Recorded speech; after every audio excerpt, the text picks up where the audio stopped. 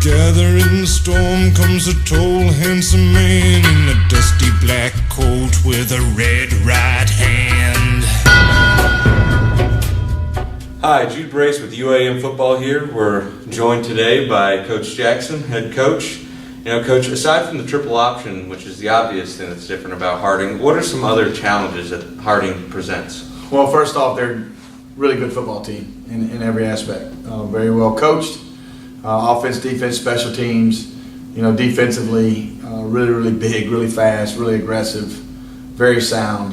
And then, you know, offensively, they run an offense that not very many people run, and they're very good at it. So, I mean, the challenges stack one on top of the other, and it's going to be a huge step for our team, Jude, that we take advantage of this opportunity going up against a nationally ranked, really good football team. So, there's a lot of things that we're going to have to overcome in our game Saturday, but I do feel you know, a strong respect for Harding, but our football team doesn't fear anybody. We're going to get out there and we're gonna step up to the challenge and do what we can to be in the football game for 60 minutes. So, what are some of the points of emphasis for winning this week?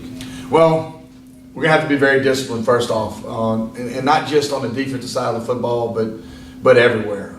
You know, our biggest challenge this year so far is that we just haven't put 60 minutes of football together. And I don't mean 60 minutes by the offense and 60 by the defense and 60 by special teams. I mean 60 by everybody. And, you know, it's one of those things that when you're in a program that we're continually trying to build on something positive, you can't have a setback being, one of the setbacks being just not playing for 60 minutes. That is something that you just can't overcome. And so I think that's going to be really, really big for us on Saturday. You know, the discipline part, you know, speaking specifically about our defense, you know, everybody's got a responsibility and they've got to do it. And if you don't do it, if you deviate in just the smallest amount, by 3 feet, if you deviate by 3 feet, you're going to get in trouble. And so that has been stressed all week, and I think our guys understand that.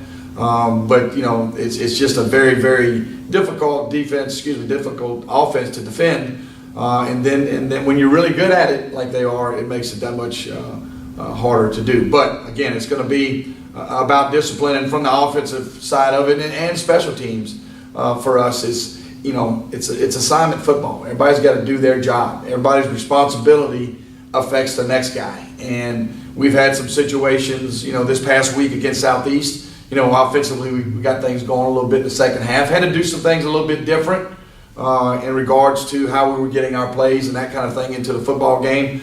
And it helped us out a little bit. So there's a lot of things going into this week that have, I think, made a positive impact on our football team that our guys have rallied around, whether it's the concepts or philosophy to defend their offense, how we go about being more productive offensively from our point of view, and some small things in the special teams part of it. You know, as you know, special teams for us is all about operation and being on point, and we've got to be quick.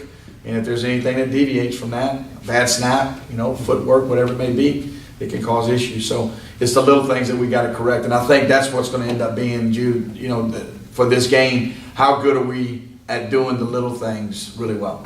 Well, you mentioned, you know, the offense finally started to get a little bit of momentum at the end of the Southeast game. Mm-hmm. You know, the past two games, they haven't been as hot as they normally are. You know, what are some of the things that we got to focus on to get the offense back on track? I think it's more of a chemistry deal for us. I don't think it's, you know, anything that is huge panic. It's just a chemistry thing. And I think, you know, in the second half, you started seeing some things work a little better. Look, our offense has been really, really good for a lot of years, man. And I think, you know, that we have some really talented football players that are still trying to find themselves. And I think we are getting better at that. And I think it's sometimes a challenge for us. But, you know, let me tell you, it's one of those deals that as long as we're getting better, we're taking those steps, those small things like we talked about, and we're understanding how impactful that can be, position by position on the offensive side of the ball, then things will be great. But look, man, we had 2 or 3 really good games early on and just sort of ran into couple hiccups and worked our way out of it. The good thing about it is that you never stayed in the rut long. You finally started to climb out of it, and those are the things that make you feel a little bit better about those situations. But look, there's a lot of positives that I'm excited about in everything that we're doing, and we're going to continue to be positive to at least have that mentality going into every game that hey, we're going to compete. We're going to try to do it for 60 minutes. So this week's game is a home game. Mm-hmm. How does having home field advantage, help us this week against Harding? Well, not to talk about last week, but last week with the weather, having a delay, we still had a pretty good crowd, which I was excited about.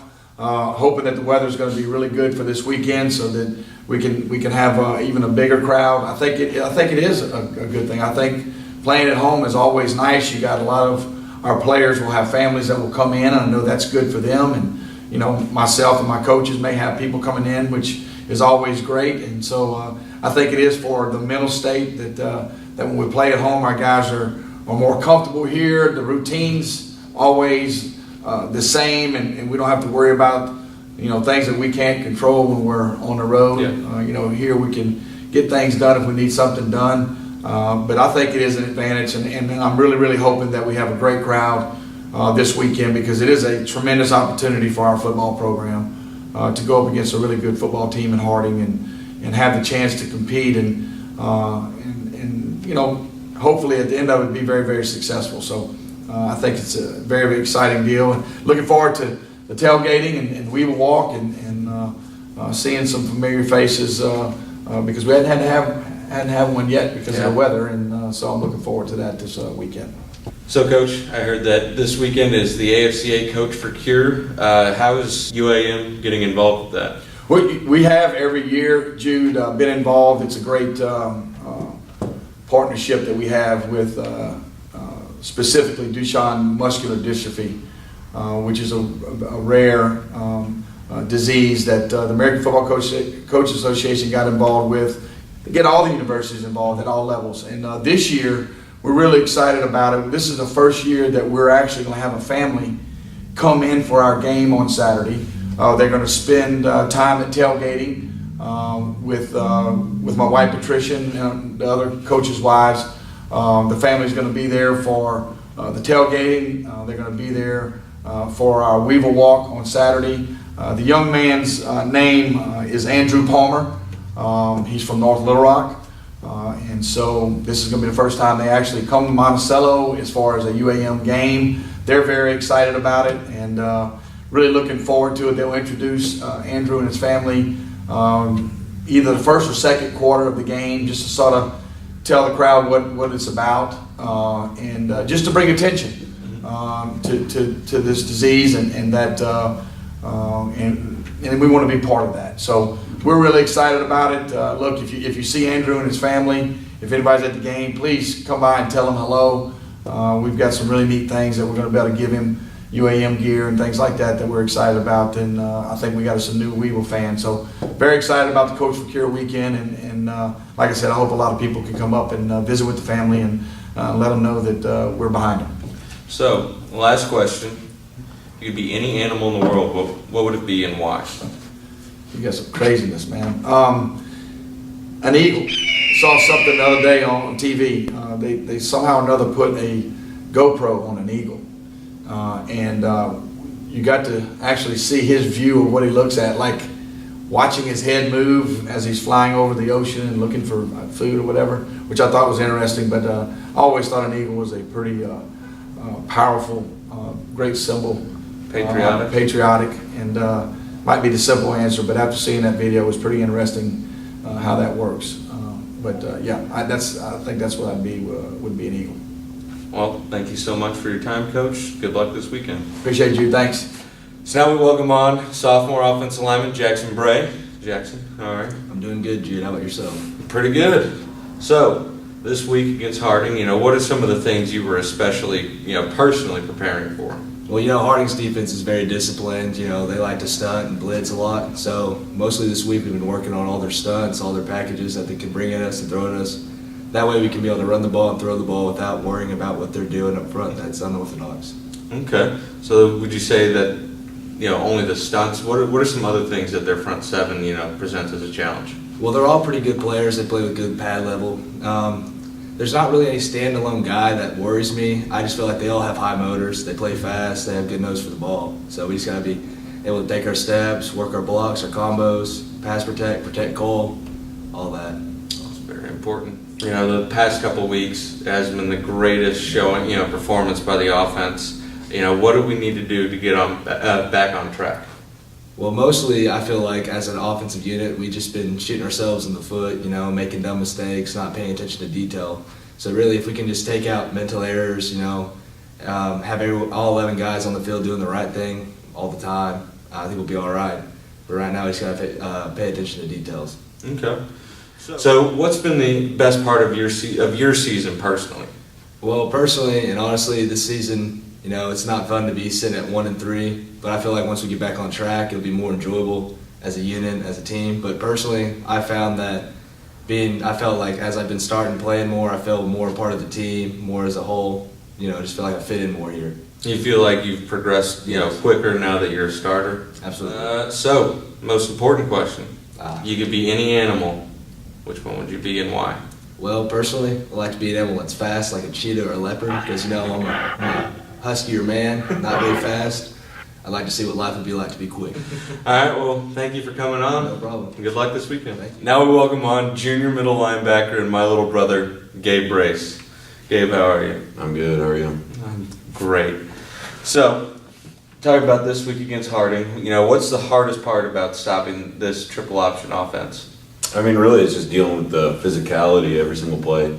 You have to go in and you have to do. They run maybe six or seven of the same plays every single time, and really, it's just focusing in on your keys and making sure you don't get sidetracked from being cut or whatever the play is. They tend to do the same thing, but really where they find their success is just beating you down every single time. I mean, they're the most physical team that will play this year, and I think we've got a good look at practice, and from our scout team, they've done a really, really good job at being physical with us. But I mean, that's really the hardest thing about playing a team like this, and plus, you only get 3 or 4 days to practice against them, and you only see this once a year.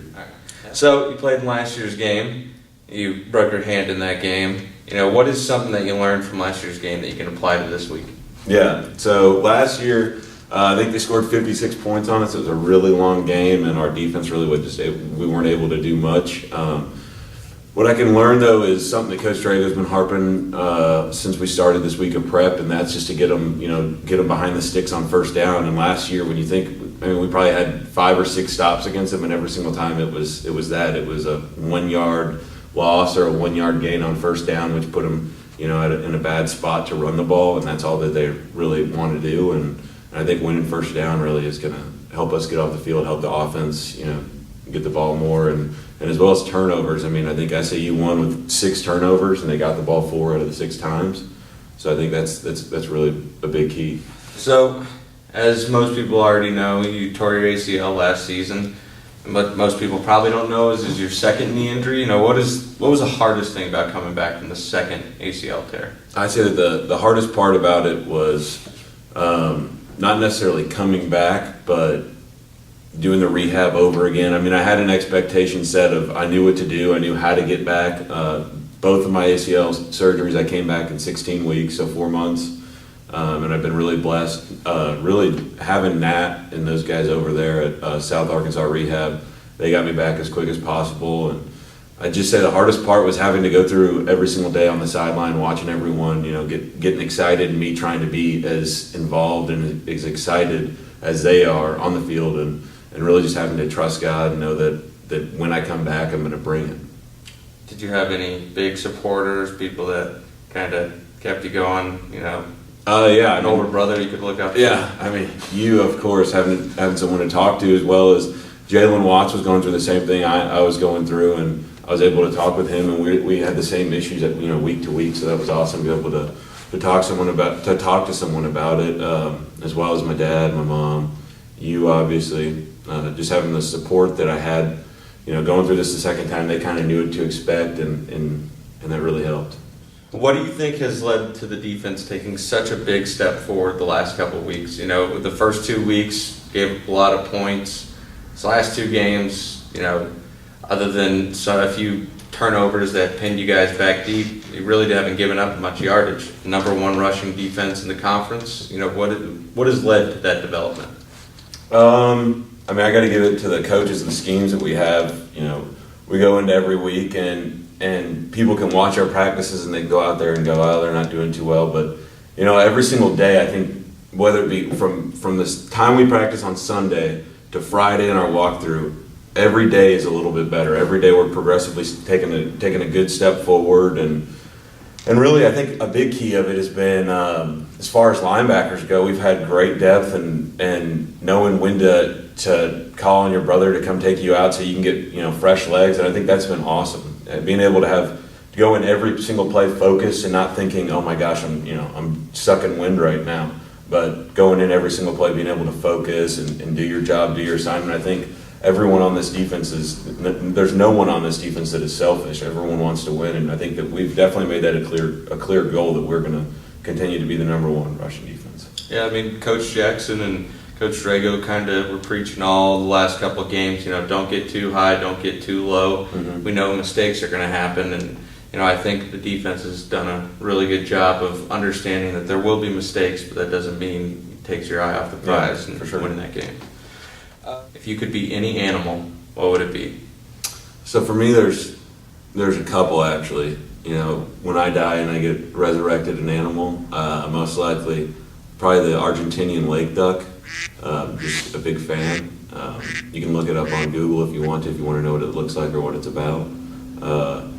And the other one would probably be an orca, just because top of the food chain, and as far as animals go, there's nothing that can take it down. And that's just kind of how it's majestic. That's kind of how I am. Yeah. Yeah. You'd say you're majestic and on top of the food chain? That's how I feel. Well, thank you for coming on. Good luck this weekend. Yep, thank you.